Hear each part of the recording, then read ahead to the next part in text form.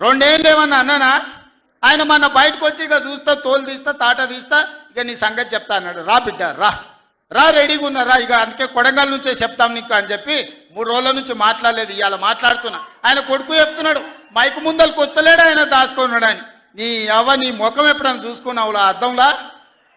పేడమూతి బోడిలింగం, నువ్వు కూడా నా గురించి మాట్లాడతావా?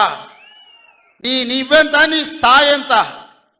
అయ్య పేరు చెప్పి బతికేటోనివి నువ్వు, ఆంధ్రలో గుంటూరులో గుడివారిలో చదువుకున్న నువ్వు, నీకేం తెలుసు తెలంగాణ గురించి, మా పౌరుషం గురించి? నువ్వు కాదు, మొత్తం నీ జాతినంతా తెచ్చుకో. ఎట్లా తెచ్చుకుంటావు, ఏటికి రావాలనో చెప్పు. మా ఊరు అన్నారా, మేమన్నా మీ ఊరికి వస్తాం. ఎవడు భయపడుతుండో సంగతి తేలుస్తా.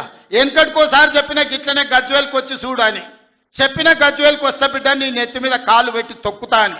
గజ్వేల్కి లక్షలాది మంది కార్యకర్తలతో పోయినాం, కాలు మీద పెట్టి తొక్కితే పాతాళానికి పోయిన మళ్ళీ ఇప్పటి వరకు తేలలేదు.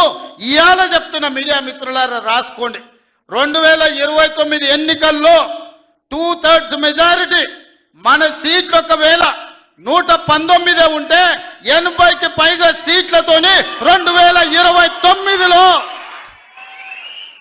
మా ప్రభుత్వం ఏర్పాటైంది.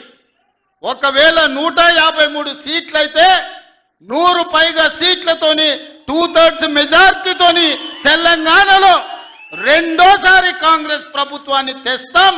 ఇది మా సవాల్.